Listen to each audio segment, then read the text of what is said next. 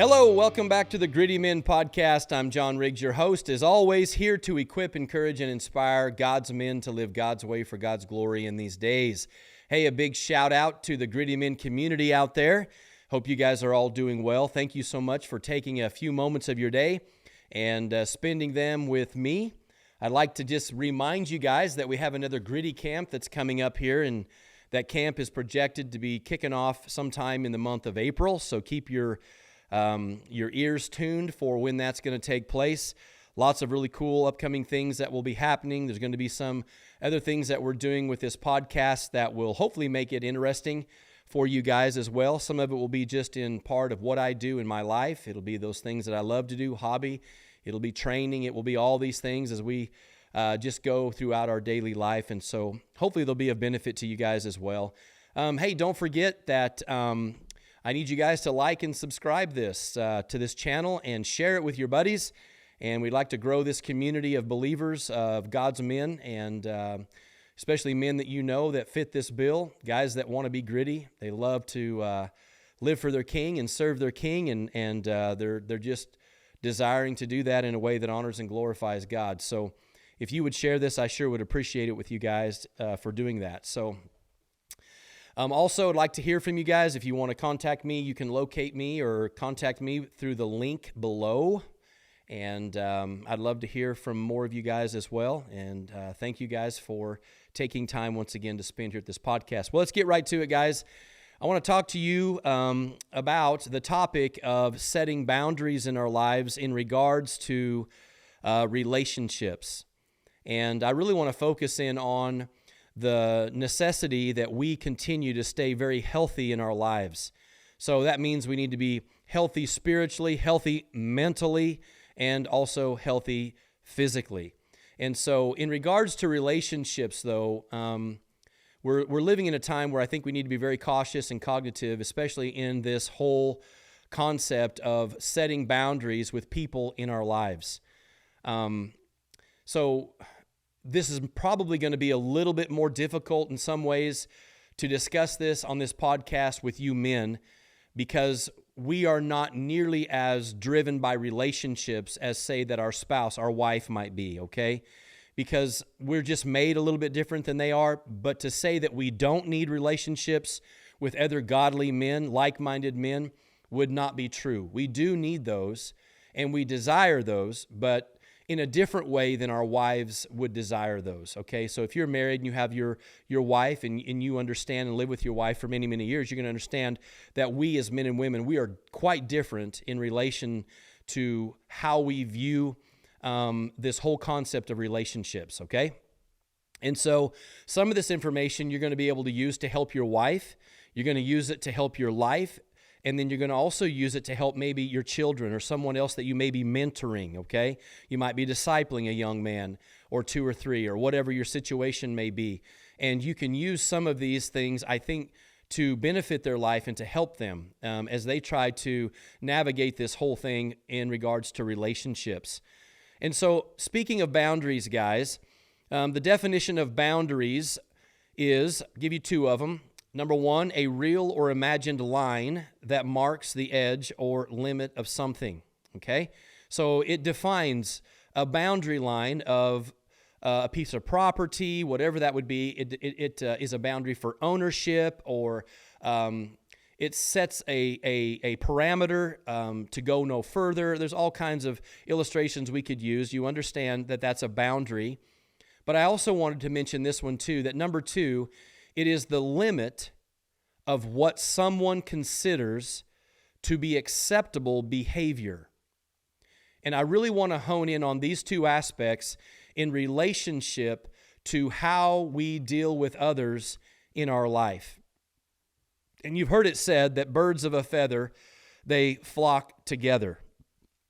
In 1 Corinthians chapter 15:33, we read these words, "Do not be deceived." We've read this before. Bad company ruins good morals, right? So in essence, what I will really want to talk about today is we're gonna learn more about these boundaries that we need to establish in our life. And I know that depending on your personality and the makeup of who you are and your background and how you were raised, You may or may not struggle in the same way as someone else may in regard to these boundaries. But some of you here, no doubt, will struggle with this. But every single one of us men listening to this podcast today, it is paramount that you understand the necessity of these boundaries within relationships in our life. And basically, in essence, those who we hang around or allow, I want to use the key word allow, because we are the ones that set the boundary. Okay? When it comes to my life, I set my own boundary in relationship to those who are allowed to be at a certain distance or closeness to me in my life. I'm the one that sets that parameter, okay? You say, well, John, but other people do too. Well, it is true that they choose or they choose not to. That is true. But that's not what I'm speaking of, because I'm going to be the one that is the one going to be doing the aspect of who I allow close and who I don't allow close in my life, okay? I'm the one who's primarily responsible for those that I allow into my life. And the reason for this is because those who we allow to be in our life, and I mean in close proximity to our life, they affect us and they influence our life as we do them as well. So it matters who you allowed to have influence in your life, and those who you hang out with, it matters greatly, okay? As we've just read, we understand that bad company ruins good morals. And I'm going to take it even further, that we're going to be talking about those even within the Christian community, and I'm going to hit on something else too that I think is very important for you guys.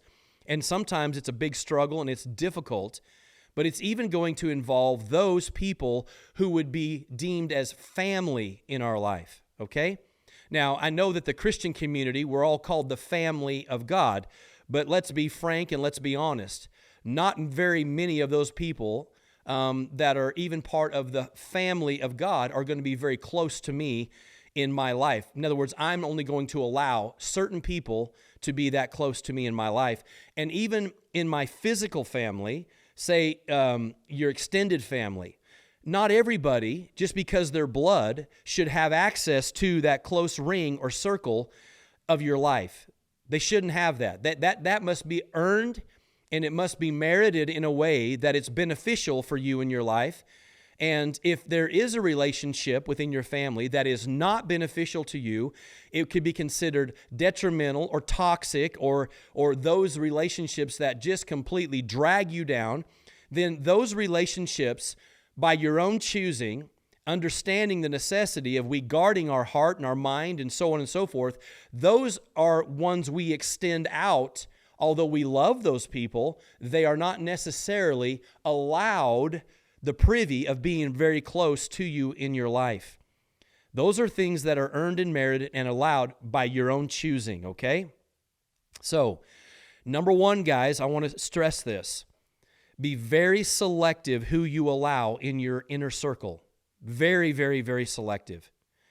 And you're going to need to help your wife with this as well. And you're going to need to help your children to understand the reality of this.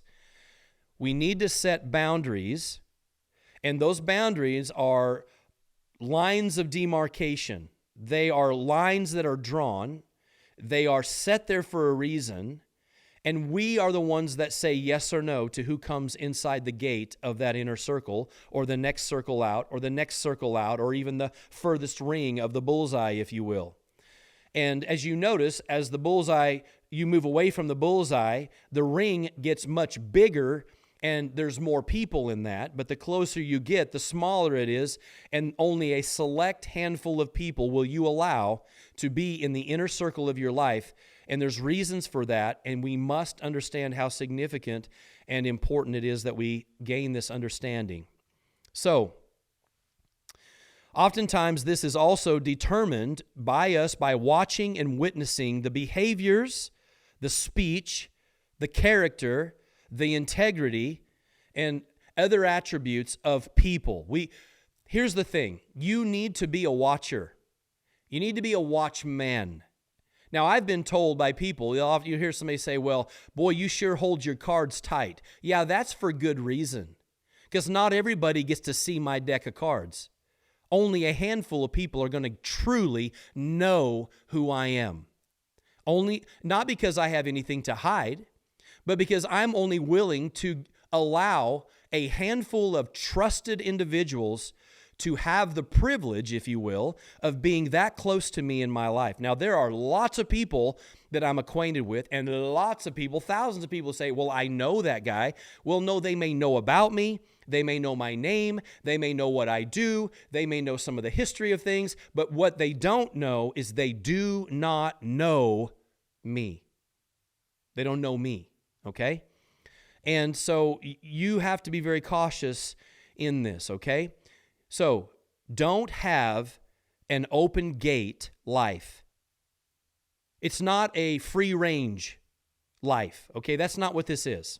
If you do that, you will quickly learn and understand how unhealthy that is and how detrimental that is to you as a human being, okay?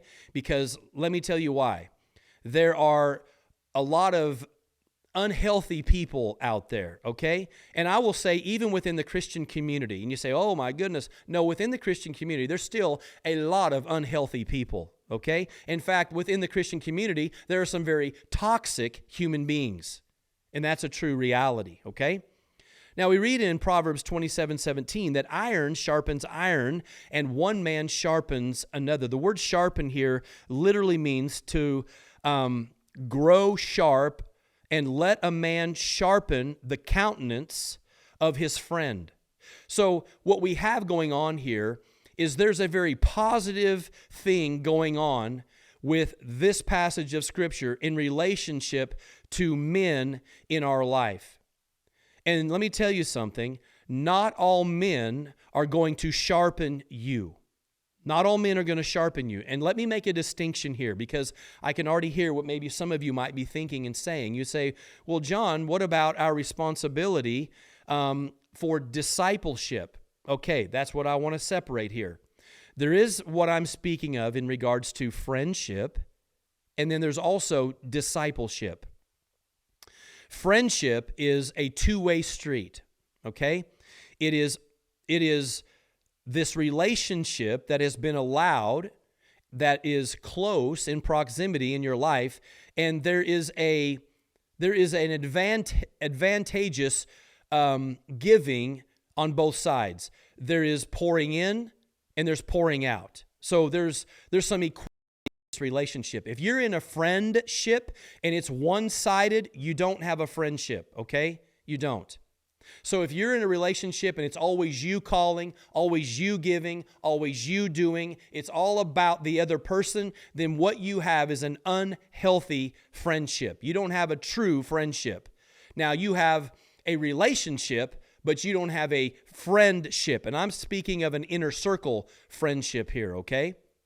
Now, when we think of discipleship, it is often focused more on pouring out into the life of another person. It is teaching, it is training, it is giving them your life experience, it is counsel, it is wisdom, it is you giving something to someone else that they can gain from, but they're not expected to necessarily be giving something to you, okay? Because you are taking the role of a teacher and they're taking the role of a student. And so that's a different kind of relationship. Although you could consider it a type of friendship, it's not the inner circle relationship of friendship that I'm speaking of, okay? So let me just say that. So oftentimes it's you pouring out, it's you giving, it's you mentoring, it's you instructing, it's you doing these things, but you're not really that's not being reciprocated in your life. It's not something that's being done. But you know this automatically because that's what discipleship is about. That's what discipleship does, okay? So I'm speaking, though, of the inner circle relationship. That's what I'm speaking about primarily here. So here's a question for you. Do the men in your life, and this is going to be, and I'm going to talk about this later, but it's kind of like the bullseye. Like I shoot my bow. In fact, been preparing and getting ready even with, here it's only March now, but we've been shooting since February. And what are we preparing for? Well, we've got elk season coming up, and there's turkey season. So we're keeping our we're trying to stay tuned up and stay shooting and keep everything, just practiced up and ready. and we shoot targets, right? And there's bullseyes on them. And you know, the inner circle is the smallest, and then in diameter. And as you move out, there gets to be bigger and bigger and bigger and bigger. And finally, this one at the end is really, its diameter is way larger. And that's going to be a different type of relationship that you have with people. So it's not that you couldn't have some in a different ring that would classify in their minds or in your minds, yeah, they're a friend, but I'm speaking of this inner circle. This is the part I'm really speaking of, okay? It's important to distinguish between these things to help you better understand what I'm getting at when I talk about how we have to be the gatekeeper here of this very, very, very specific and important place in your life, okay? So do the men in your life, do they sharpen you or do they dull you? Do they dull you? Do you leave their presence, this is important, energized or drained of life? Okay? I want you to think about this. Do they sharpen you or do they dull you? Do they energize you after you leave? Do you leave their presence going, man, that was good.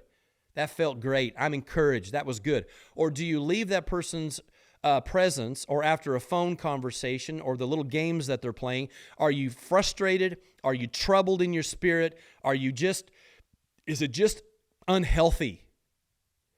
These are things we need to ask. And this can be with family, by the way, because there can be family members that are very toxic and they're very good at playing games.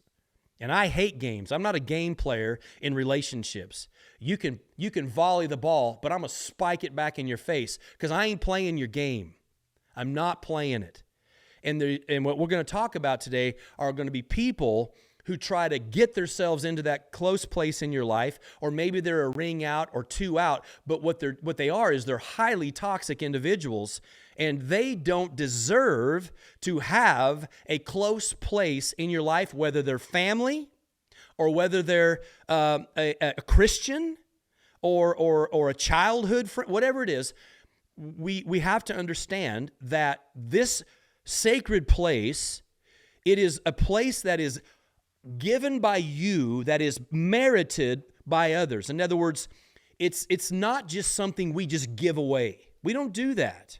We don't just say, hey, open gate, everybody come hang out with the bro. No, that's not what we do. That may be 3 rings out, but that's not the inner circle. And those people out there, they don't even really know that much about you, right? It's just a very fringe kind of relationship. And we have all those, all of us do. So on the topic of boundaries, did you know that God set boundaries all throughout Scripture? He set boundaries for His people all throughout Scripture. In fact, he gave the law to the nation of Israel and set boundaries for them. He gave them all kinds of instruction, which were boundaries. You know, do not intermarry with the people in the land in which I am giving you. And He told them why not to. He constantly was setting parameters and boundaries for His people, even when they came to when they came out of Egypt and Moses leads them across the Red Sea, and there they are, and we have Moses now. He goes up on the mountain, and God tells him, you tell the people of Israel, they can come this far and no further. Don't you dare touch this mountain. If you do, you will die. When it came to the tent of meeting, they didn't enter into the tent of meeting. No, Moses, and then also Aaron, but primarily Moses, had the privy of going into the presence of God. In fact, Moses was the one who was to what? Be the mediator between God and man. And he went up on the mountain and he stood before God and he talked with God face to face. But the nation of Israel didn't do that. There were boundaries. There were certain parameters that were set. And God gave them parameters for food they would eat and ways they should live. These are boundaries that God set for His people. Not only that, God set boundaries in creation. For example, the ocean. He set a boundary and says, this far you'll come and no further. You're not going to come up any further. Here's a boundary. God says, that's how I'm going to do it. And so all throughout even creation, God has set boundaries in place. And did you know that Jesus Christ Himself, that He also set boundaries in relationships with people? Absolutely He did, 100%. I'm not going to cover all of them, but you'll notice that there was even a bullseye type of life that Christ lived in relation to people, right? Number one, the Gentiles, he didn't come at that time but for one group, and that was the lost sheep of Israel. There was a boundary there. Yes, he talked to the Samaritan woman, and we can look at a few others. Yes, that's true. And then we know that after what? The Jews rejected Christ. Of course, he goes to the cross, and he provides a provisional sacrifice of atonement for all mankind, not just Jews, but also for all Gentiles. Yes, we know that. But Jesus Christ came primarily the first time for who? The lost sheep of Israel. He made that very clear in Scripture. In fact, even his apostles were to go only to the Jews. That's where they were, and it started in Jerusalem. So there were boundaries there. And then within the crowds, there was this crowd that followed Jesus, and they were on the fringes, and they were listening to his teachings, and he was feeding them, and all the miracles, and they were fringe people, but they weren't privy to the real closeness of relationship to who Jesus Christ was, as he was with others. And then you had what? You had the true followers of Christ, known as the disciples, and there were, over 120, we read in the upper room, who were gathered there after the crucifixion and then the ascension of Christ. We have a whole bunch gathered. There's at least 120 in the upper room, but they were not also as privy to the closeness of being with Christ as others. Then we have the 12 apostles.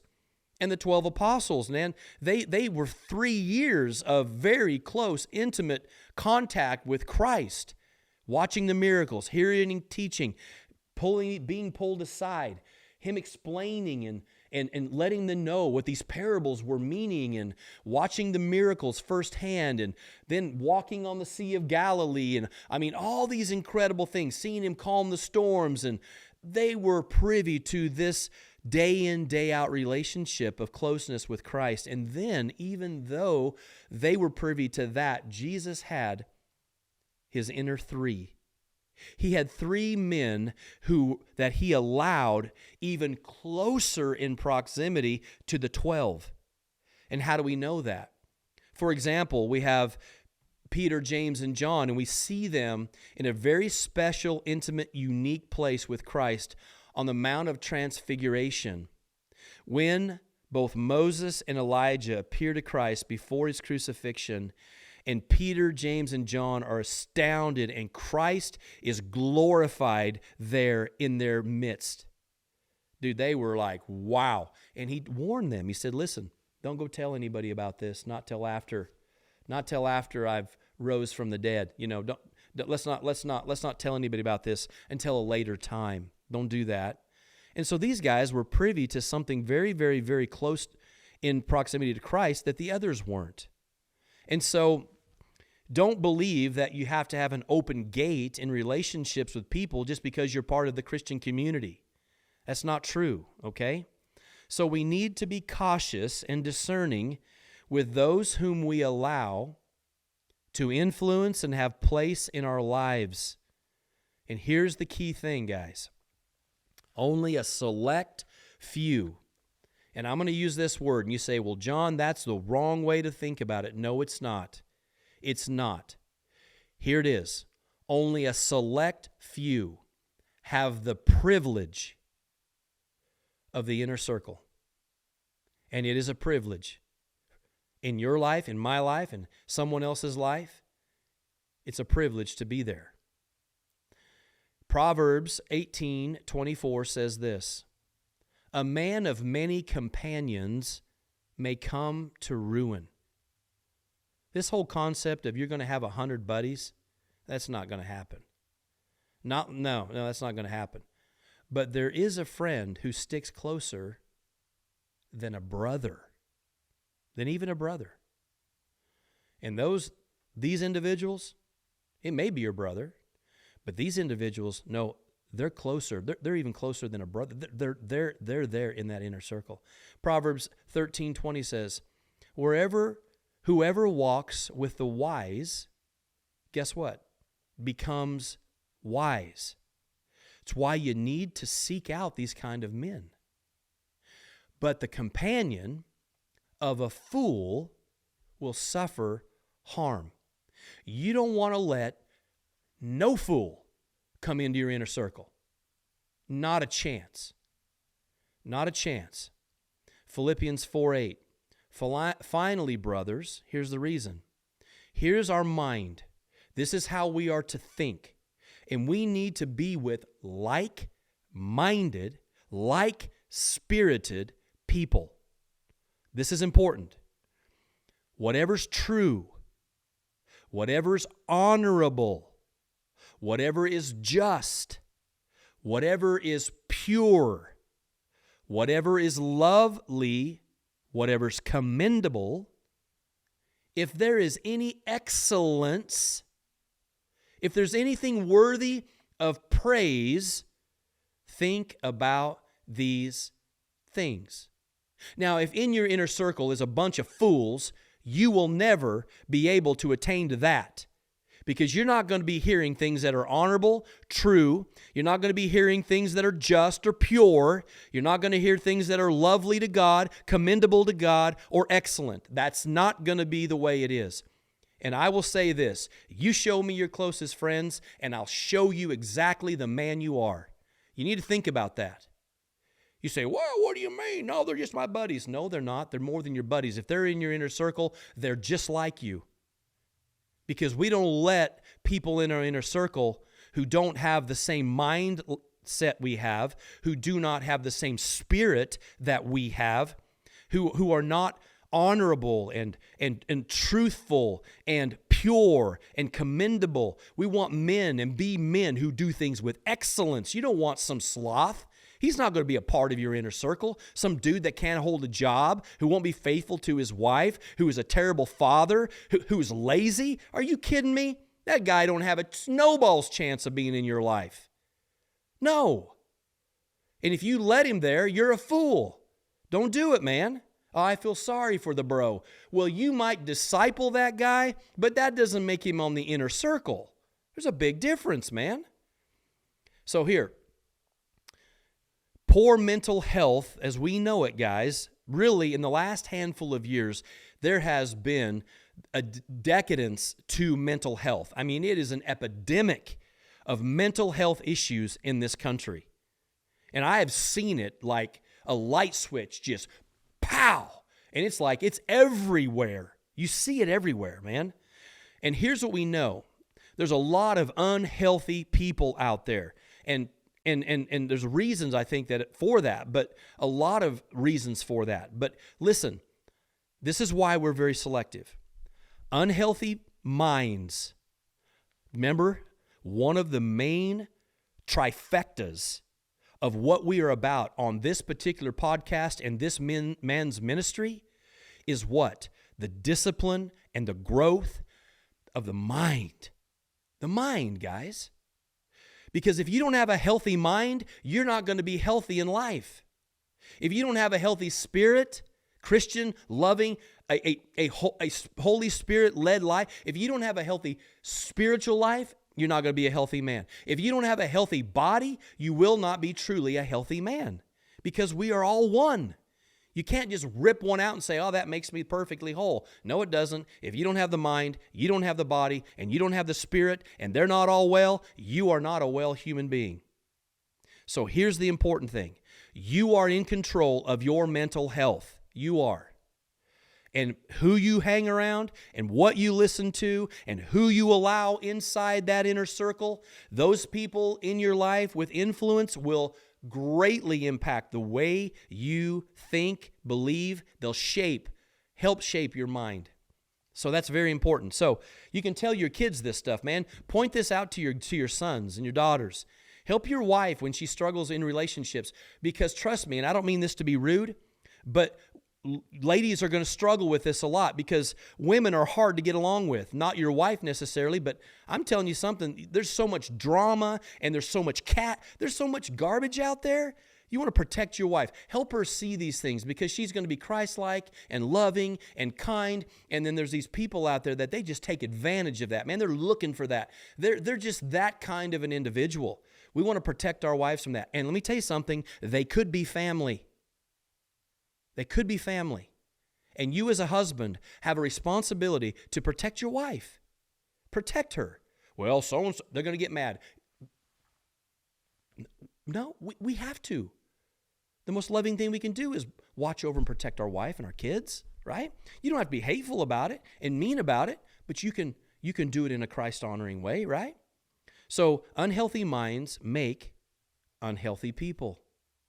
Unhealthy people have unhealthy relationships. This is just a given.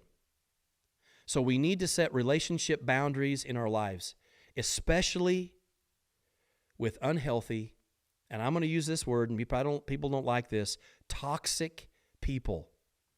You say, man, that's a harsh word, John, toxic people. Well, the word toxic, it means poisonous, right?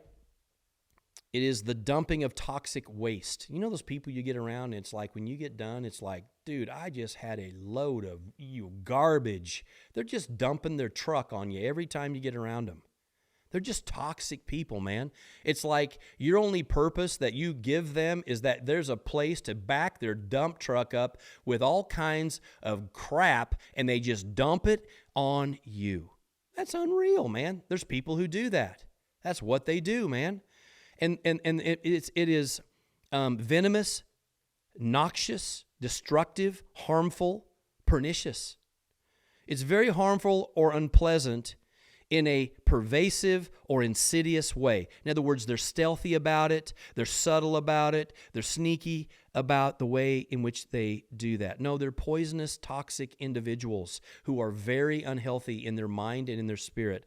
Romans 12:18 says, if possible, notice Paul doesn't say, I demand that you live in peace with everyone. No, because Paul couldn't even live in peace with everyone. Couldn't do it. It says, if possible, so far as it depends on you, live peaceably with all. But here's the thing Paul knows. As Christians, we strive to live this way, but Paul knows, as well as we know, that is not always possible. It's not always possible, right? So we desire to live at peace with people and strive to do so, but that is not always possible. We are called to forgiveness, but forgiveness, guys, does not mean we condone or even allow the person to be part of our lives. We need to forgive. Why? Because if you don't forgive, it'll hold you hostage. And there's individuals out there that will have done things to you, and they're not even thinking about it, and you're still stewing about it weeks later or months later, and some of them years later. Forgive doesn't condone. They've never repented, but I don't forgive for their benefit. I forgive, and what I mean when I say forgive is I forgive and I release that and relinquish that to God, and then what? I free myself of harboring those things in animosity, and then I allow God to deal with those things in that person's life, but I free myself in order that I can stay honorable before God. In other words, I'm not going to let anger take over my life and bitterness. Man, if you've ever seen a person who's lived a bitter life, it never gets better. It just gets more sourpuss as you move along. And they become just, it's incredible. Their life is a disaster at the end of life.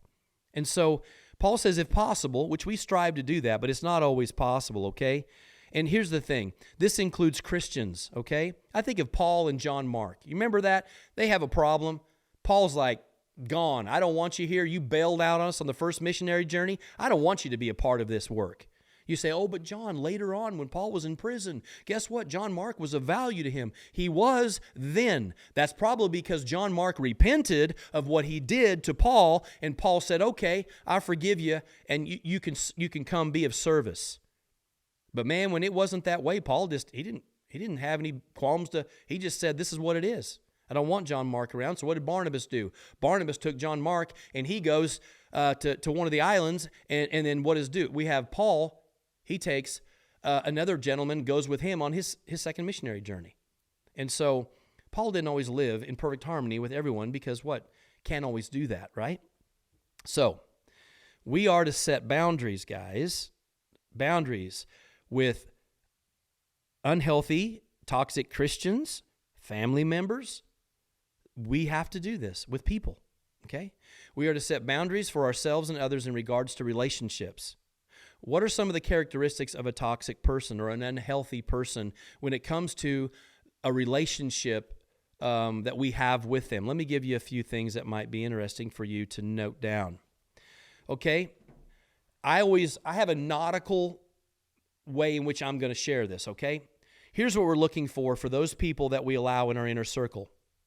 They're like sails, like a boat sail. Now, the sail has a purpose. The sail gathers wind, and the sail propels the boat in the direction that it's trying to go. So the sail is needed, it's necessary, it's giving, and it gives life, and it gives movement, and it gives support to the direction of the ship. But there's also something else on board. It's called an anchor, right? But an anchor does just the opposite. It's let down, and it hits the bottom of the ocean floor or the lake floor, and it's dragging now. Resistance is formed, and it slows down and stops the boat and anchors it from moving. And that's really the two type of people that I need you to think about. This inner circle of people, they need to be like a sail in your life. If they're a boat anchor, they don't belong in the inner circle. No matter who they are, they don't belong in the inner circle, okay? These individuals that are boat anchors, they drag you down, they drain you, and they drain others of energy by demanding attention, validation, sympathy, etc., etc. They are master game players and manipulators. You find someone who you consider a friend or whatever, and they're constantly playing these little games, whether it's texting and they're doing all this weird. If they're a game player, dude, they're not in the inner circle. Immediately, whoop, they're out. Now, how far out they go, that's determined by you. But they are now gone from the inner circle. Not playing the drama game, not going to play the little can you figure it out game, not going to do this little weird, nope, not playing that game. Not happening. You're gone. You're not in the inner circle anymore. You're out of here. That's exactly what happens to those people. They're master game players and manipulators. They suck you of life. Man, they suck it out of you because they are so self-centered. It is all about them. They're self-focused. They're self-driven. It's all me, me, me, me. And you'll notice this in your conversation with these people. They will always talk about themselves. The whole conversation, it's all about them. And it's like that motor just gets throttled, hammered down, and that mouth is flying. And all they talk about for 45 minutes when they're in your presence is all about their life. It's all about them. They don't ever ask about your life, don't care about your life, because this relationship isn't about you, it's about them. And that's a toxic human being or individual. Toxic people are manipulative, man. They are master manipulators. Their modus operandi is to get people to do what they want them to do.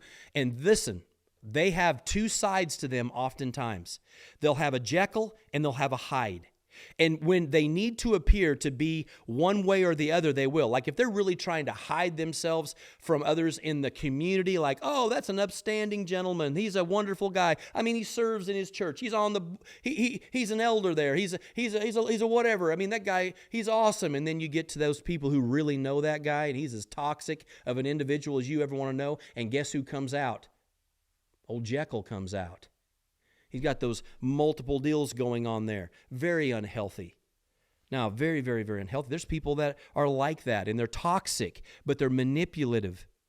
And what they do is they use other people to accomplish whatever their goal happens to be, and they'll do it however they want to do it. If they got to be super nice, they'll be super nice. But with others, they'll break them down. They'll manipulate them. They'll do whatever to get what they want.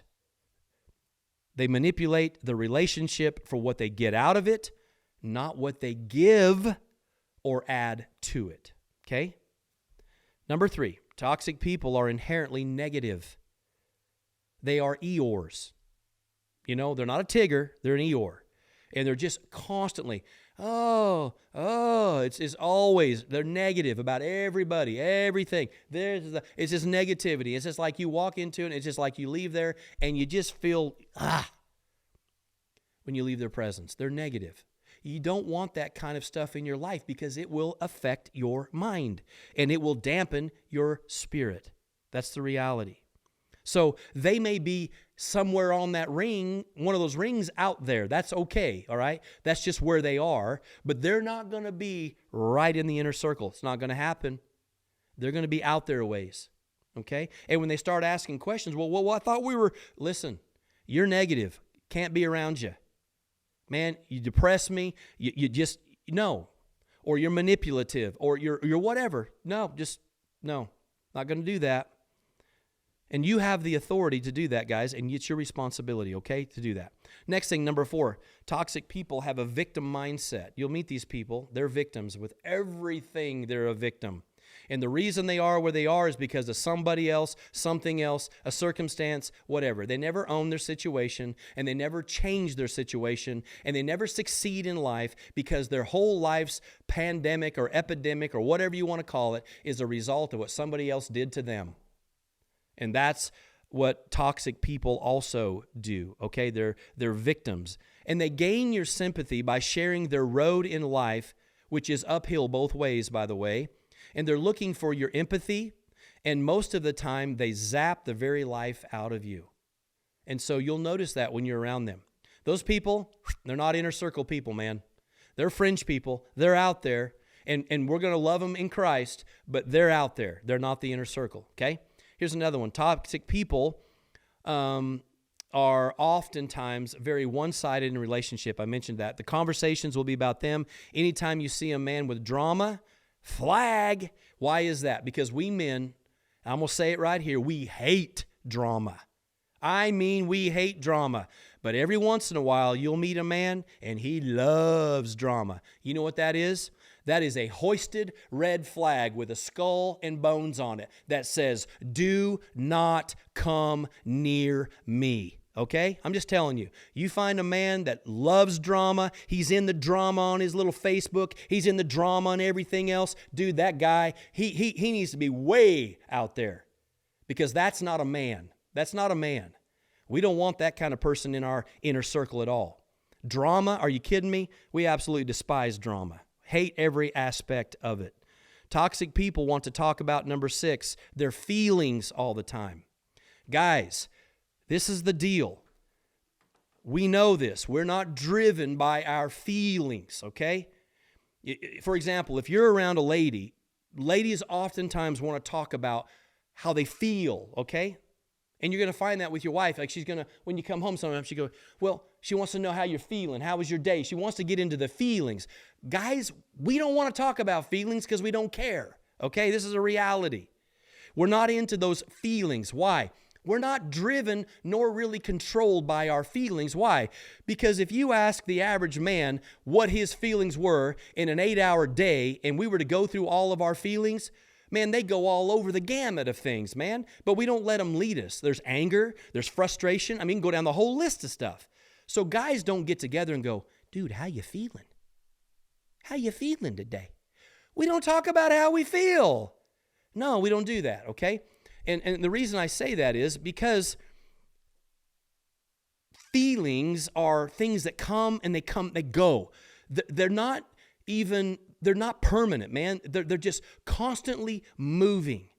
So if you live your life solely based on how you feel. So I got up this morning at 4:45. I didn't feel like getting out of bed. And so what some guys do is that they don't feel it, they don't do it. No. I don't always feel in love. I don't always feel this. I don't always feel that. And so if guys are all going off their feelings, they're in big trouble. So here's another thing. And I'm really just primarily wanting to say this because I think it's important that we can help men see this and understand it, that we are to be steadfast, we are to be constant, and we are to be those guys that hold the standard based not on how we feel, but based on what we know. So we're more driven by a knowledge base and an experience base than our feelings. Now, your wife, on the other hand, guys, she's going to be much more into the feeling aspect of things, okay?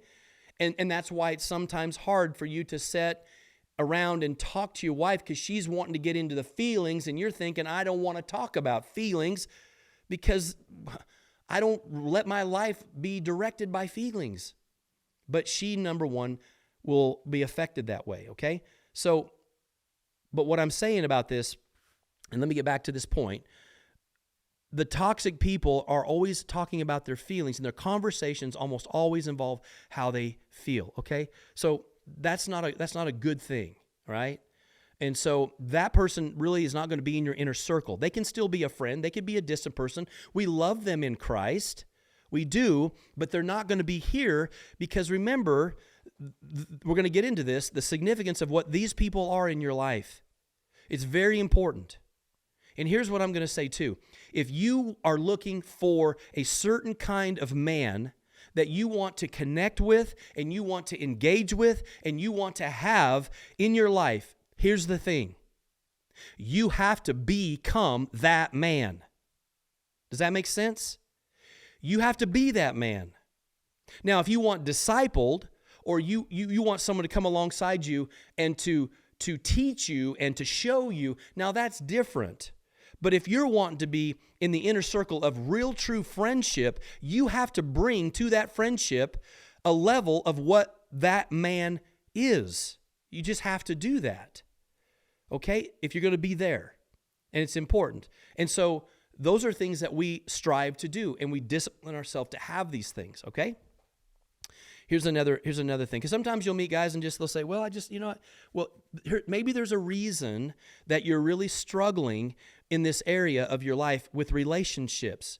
Number one, stand in front of the mirror and look at yourself and say, what kind of man am I? What kind of man am I? In other words, I'm not trying to be harsh here, but I'm just saying, if these attributes are part of a younger man's life or someone else's life that you're discipling, you would help them a lot to point these things out, to help them grow through these things in order that they can grow and mature, okay? But as I said now, discipleship is not the same as the inner working friend, like this relationship, like a David and Jonathan kind of thing. That kind of relationship is very limited, and there's only so much room for that, but those kind of men are going to be like-minded, like-spirited men, and like-kinded men. That's just the reality of who they'll be. Okay, moving on. Here's another one. Toxic people are often passive-aggressive. Okay, you'll find this with some. They'll make snide comments. They love to gaslight. This is a big one. And what they do is they'll say something or they'll do something which will cause a conflict, okay? In other words, it's like they know what they just said is going to irritate the fire out of you, and they know what they just did is going to really get under your skin. And then when you react to that and you address them about it, what they do next is they blame you for getting mad over nothing. It's your fault. No, they threw the gas and threw the match, and then it's your fault because you reacted to it by addressing them in it. That's what they do. They're masters of this. Well, that's not what oh, yes, it is what you meant, and it's what they did. So you'll find these gaslighters, that's very prevalent within toxic people. You don't want that kind of person in your inner circle. In fact, that person, you may not even be able to see that person on your bullseye. They're going to be so far out there if they're even there. Yes, we love people in Christ, but we do not condone their behavior, nor do we have to allow their behavior to be a part of our lives. We don't. So if they're gaslighters and they're passive aggressive, you know, how they try to be, no, not that, and they say and do things that create conflict, and then they blame you for it after you respond to it. That is sick, man. That's what that is. That's sick. And so you're not going to have those people in your inner circle. Nope. That's where we're going to no. Here's another one. Number 8, and we'll end with these descriptions. It says here, toxic people, I put down here, love to play games, okay? And they're always manipulating. They're always frustrating. They're gaslighting. And there's a purpose for what they're doing. Their desire is to have control over you. So if they can get you mad, they've got control over you, right? If they can text some kind of weird snide thing and you're left going, I wonder what they meant when they said that. That was rude. You know what I'm saying? This kind of stuff. It's games. Or they ask you a poignant question, and you answer it, and in your answer, it requires a response, and they never respond. It's just games. Or they put you in a group text, but when you respond to them in private, they never respond back to you. They always want it in a group text for everybody. There's some weird stuff that goes on. Man, this stuff is so it's messed up, man. And so these toxic people have a desire to have control over other people. And that's not happening. Not happening.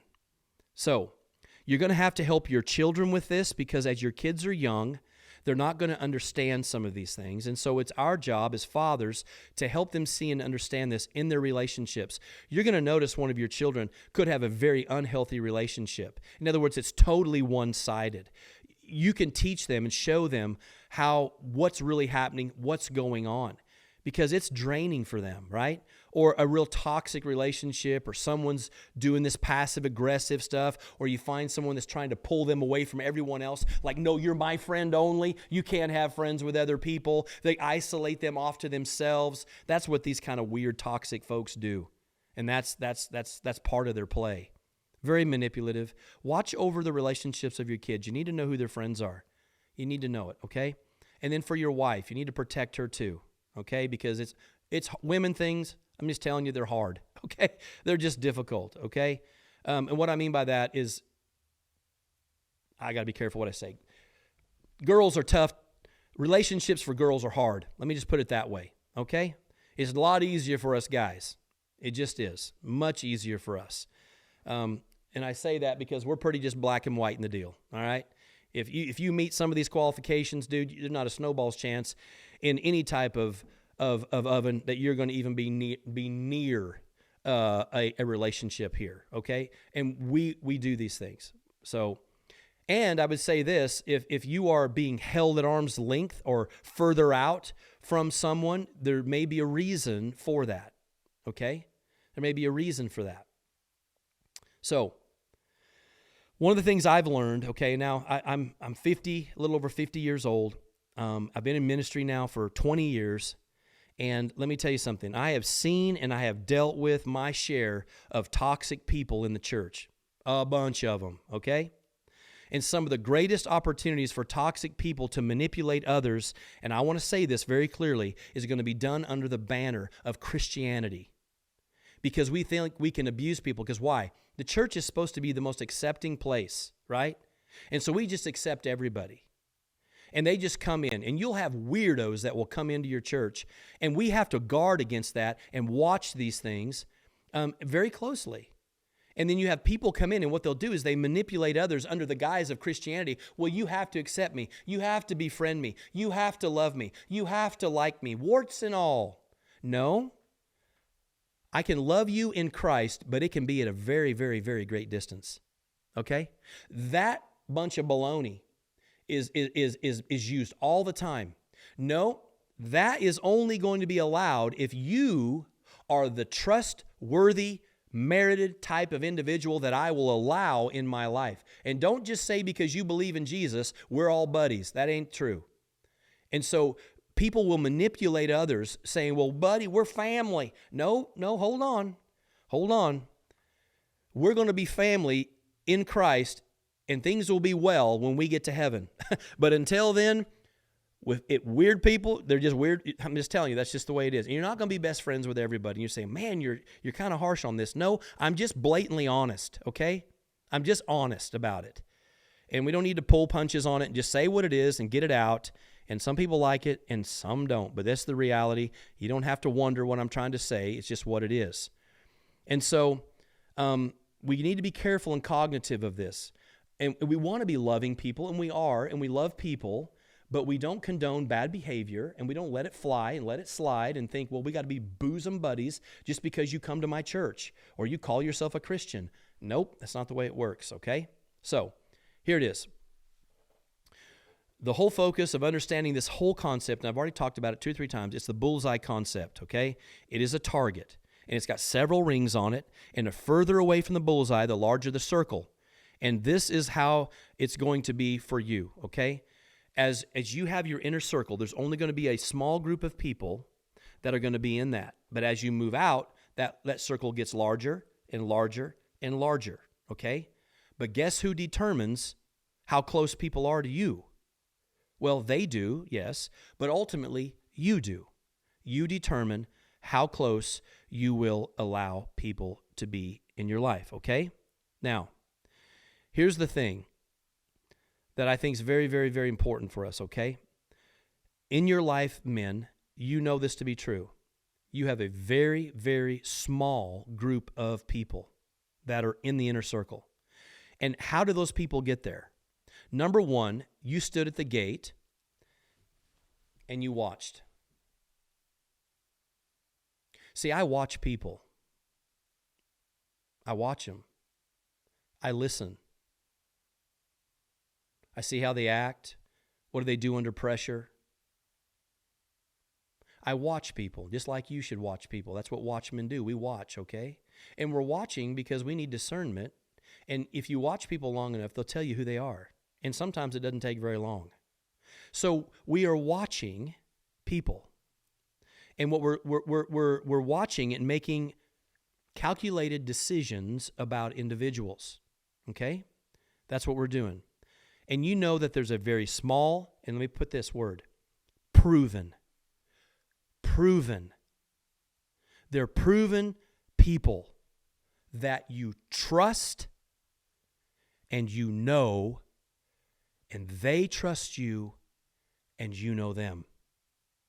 And it's a small group, okay? Now, I've had to learn this the hard way, okay? I've had to learn it the hard way on how we set boundaries, especially in ministry. I've had to learn this.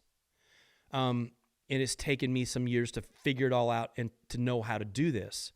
But I have set boundaries over the years, and I've learned this the hard way. Christian or not, family or not, I have learned who I can trust. And the reality is, guys, I don't trust many people. Okay? You say, man, that sounds terrible, man. Neither do you. No, you don't. See, trust is something that is merited over time. Trust. See, you can't even have a relationship without trust.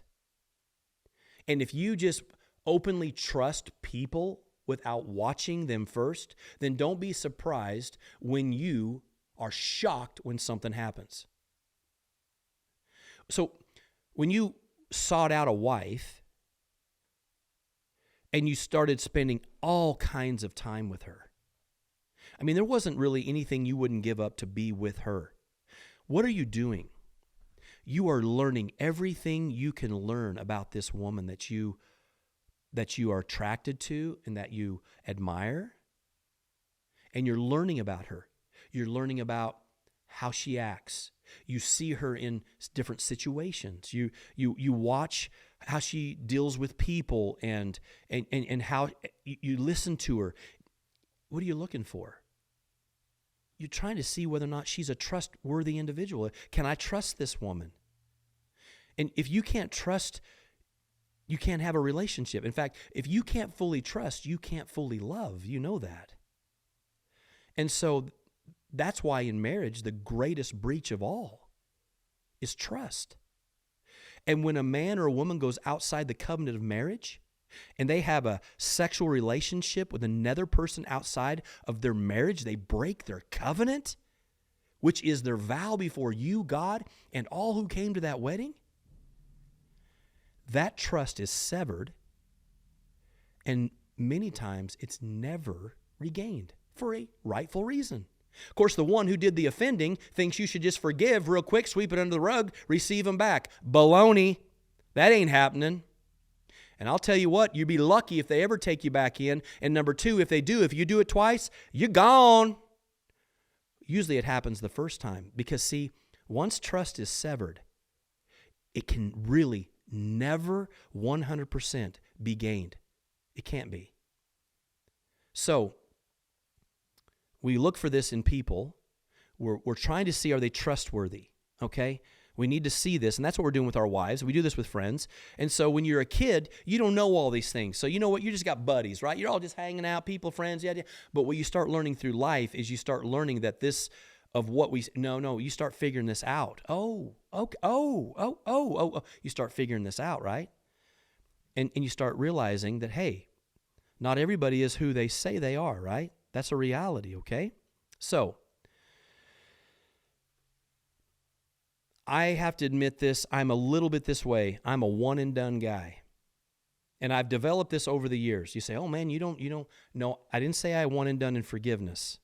I'm not saying that. I know we need to forgive and forgive and forgive. But I can tell you something, one and done. If a person's close to me and they are a Judas, it only takes one time.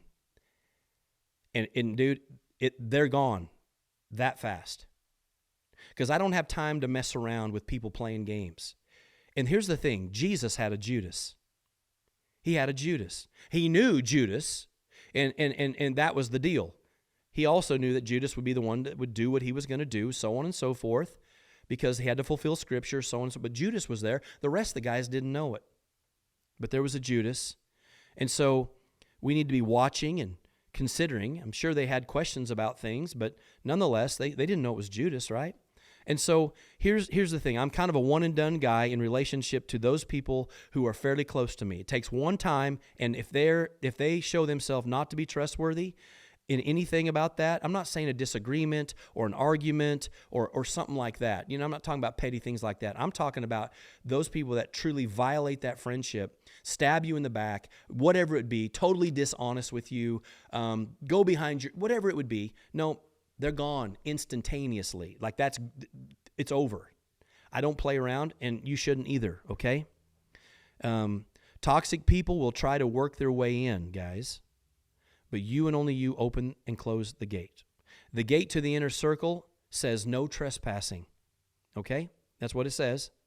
And there's always a Judas, guys, hanging close, but they are far from you.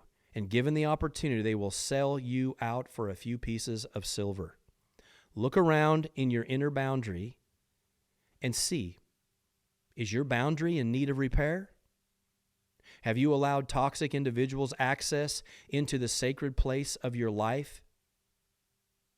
If so, it's time for them to go. Surround yourself with great men. And in order to do that, you must be a great man yourself. And what do I mean by that? You must be a man of integrity. You must have high ethics and moral standards. You must have moral character. Great character. You must build others up. Focus on the goodness of God. Serve, love, and live for the King. You must be respectable and respectful. You must take care of your business. Love and lead your wife and family well. You must be steady, stable, strong, courageous. Take risks. Admit your weaknesses, work hard, complain little, and have a growth mindset. You need to do hard things. Take care of your physical and spiritual, mental health. Be a sail, not a boat anchor. Guard your gate, guard your heart, and guard your mind. If you want to be someone who is in the inner circle of someone else, then you need to be that kind of man. Here's the thing, Proverbs 4:20 through 27. Great wisdom here. Listen to this. My son, from Solomon, be attentive to my words. Incline your ear to my sayings. Listen, or let them not escape your sight. Keep them within your heart, for they are life to those who find them, and healing to all flesh. Keep your heart with all vigilance. We got to guard it, guys. For from it flow the springs of life. Think about that. That's why we have to be so selective, because the enemy is after your heart. damage it, hurt it, wall it up, make it like stone. No. We have to guard our heart. It is the wellspring of life, and we're to guard it with all vigilance. We are to stand at the gate, put up the fence, and we are the ones who allow in and kick out. That's the way it is, okay? Put away from you crooked speech, and put devious talk far from you. Let your eyes look directly forward, and your gaze be straight before you. Ponder the path of your feet. Then all your ways will be sure. Do not swerve to the right or to the left, or turn your foot away from evil. What wonderful words of wisdom to apply to our lives. Why did I do this? Because, guys, our children, our wives, and even we ourselves need to be very, very cognitive about the reality of relationships within our inner circle, okay? And we are the ones that are in control here in relation to that. If you have toxic, unhealthy relationships, I want to encourage you in love to just push those people out away from you, and don't let them have access to that place in your life. Push them out. Your wife, help her, encourage her in this. She may struggle with this, but help her to do it in Christ. What are you protecting? You're protecting her heart. You're protecting her mind. You're protecting your heart and your mind. Your kids, what are we doing? We're doing this with all vigilance. We're protecting their heart. We're protecting their mind. And we can't keep them from all things, but we have to do our due diligence, okay? So I wanted to encourage you in that today. God bless you guys. I hope that this podcast has been a benefit to you. And if you are one of those people that needs a man to mentor you, then by all means, seek someone out that can that is a great man that you highly respect and revere according to the way he lives his life, and see if that man might not disciple you and help you grow to be a great man of God as well. God bless you guys. Stay gritty, and we will see you next time as we once again do our best to inspire, to equip, and encourage God's men to live God's way for God's glory in these days. Stay gritty, guys. We'll see you next time.